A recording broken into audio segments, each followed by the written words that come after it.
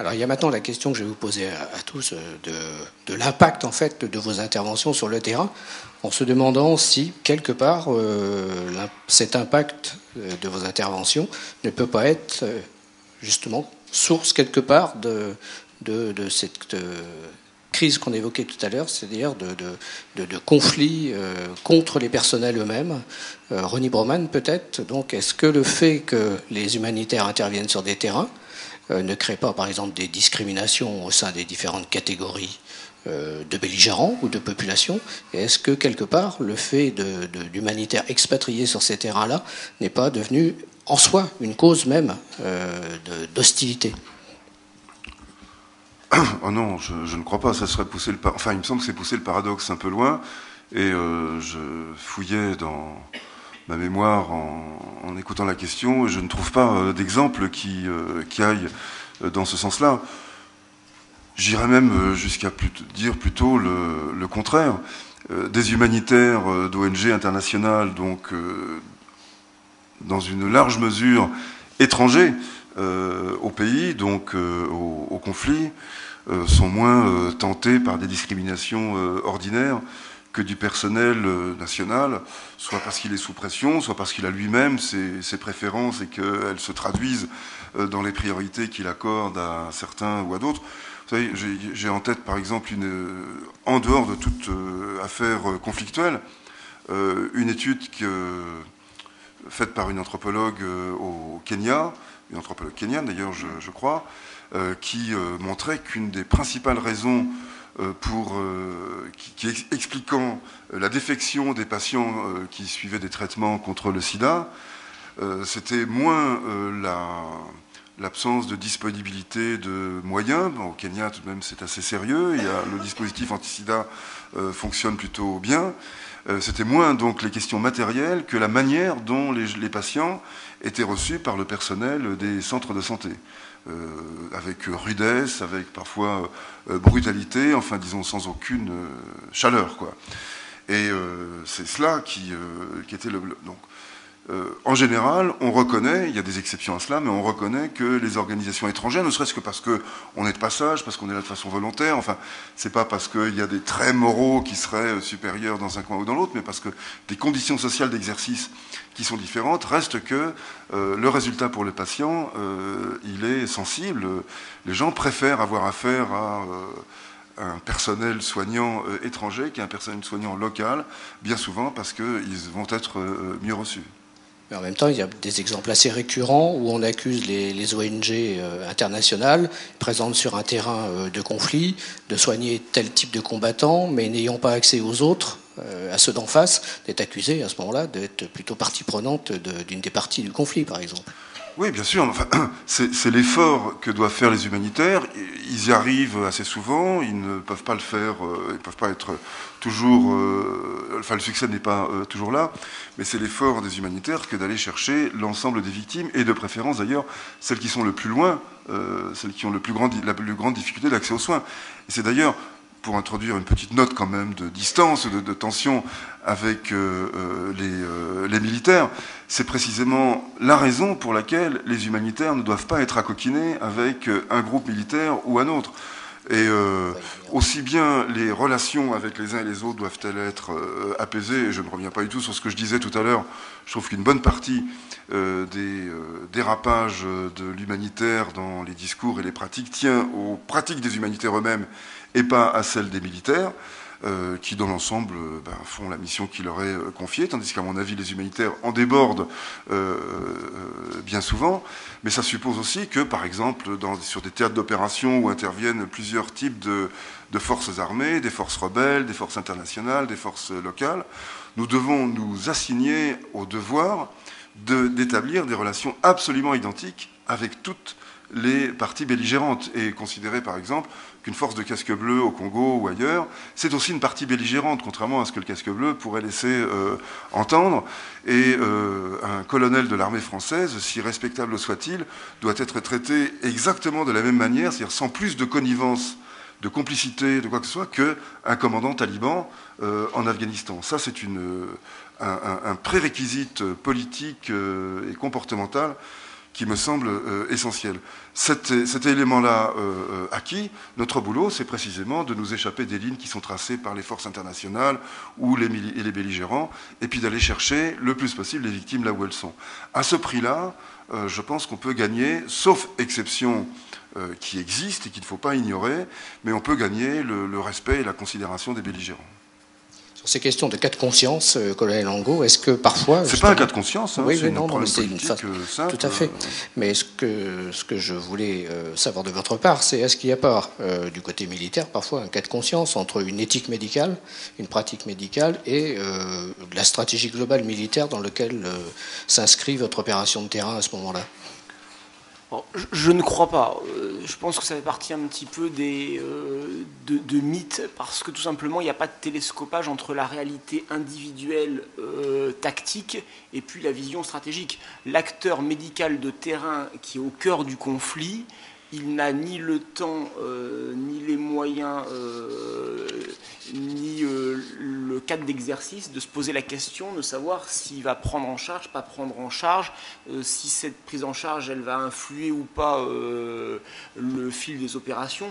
Il est sur le terrain, dans une situation difficile, le plus souvent sous menace ou sous contrainte.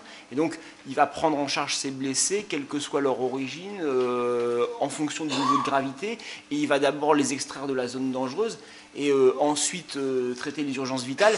Et donc, ce séquençage naturel de la prise en charge de l'urgence médicale en situation de conflit, de facto, il empêche toute autre réflexion, parce qu'il est extrêmement contraignant. Il faut s'imaginer ce que c'est que la prise en charge d'un blessé par balle, sous le feu, avec des effets de protection, dans une zone insécurisée, avec un malade présentant des signes de gravité.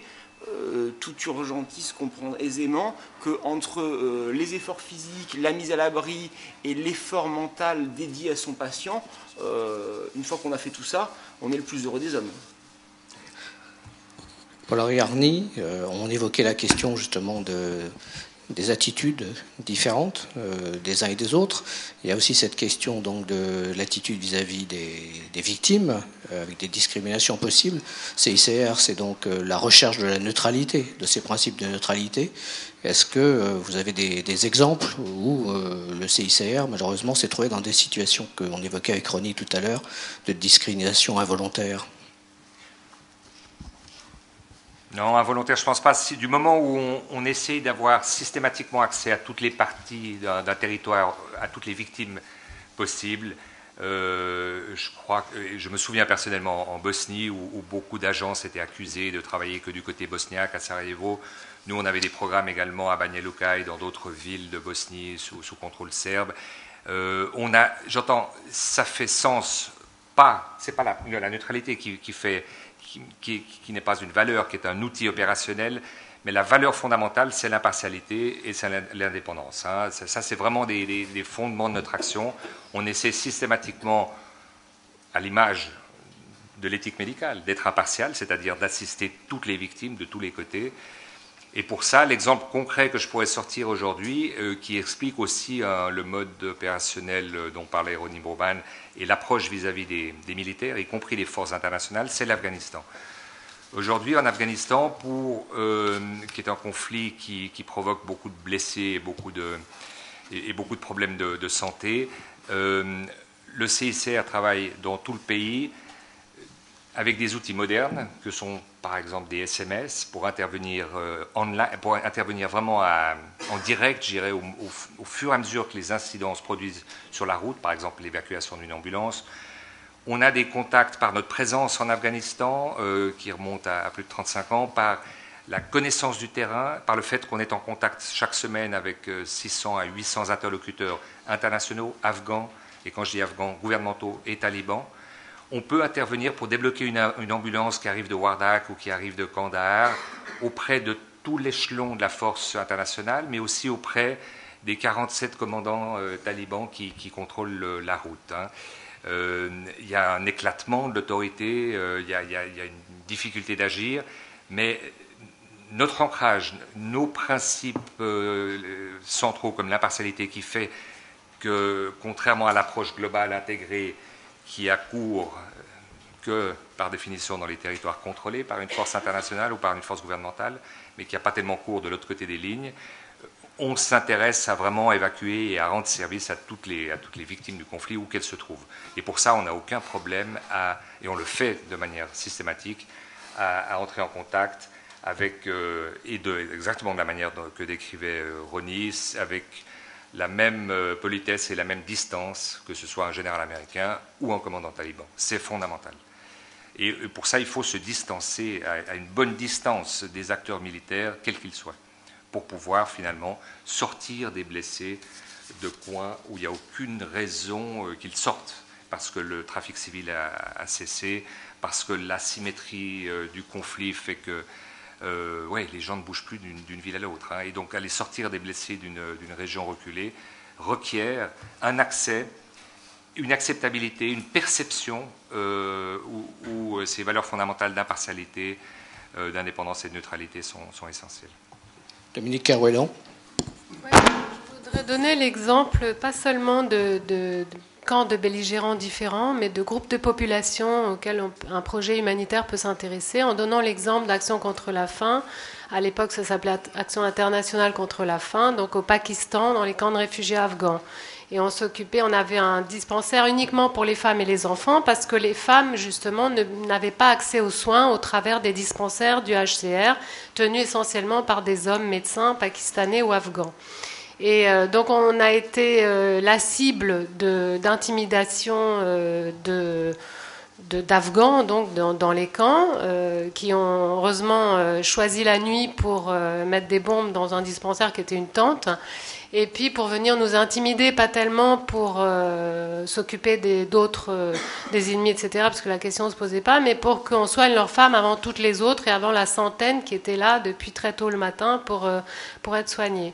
Donc il y a aussi ces questions-là de quel groupe est ciblé, et là c'était difficile de s'intéresser à des groupes de population qui n'avaient pas accès aux soins, les femmes afghanes, dans un contexte, donc dans la société très particulière. Et ce projet était à la fois magnifique, mais très perçu difficilement au départ, parce que qu'est-ce que c'est que cet endroit où les femmes se réunissent, où elles viennent parler, où elles sont examinées. C'était très mal perçu dans la société afghane du camp de réfugiés à l'époque. Parole à la salle. Nous avons notamment, par exemple, le médecin-chef, Éric Darré, qui est présent, qui a travaillé sur les questions d'éthique, médecine militaire. Et puis, nous avons d'autres, Philippe Riffman, Michel Galli. Au fond, donc, beaucoup d'interventions.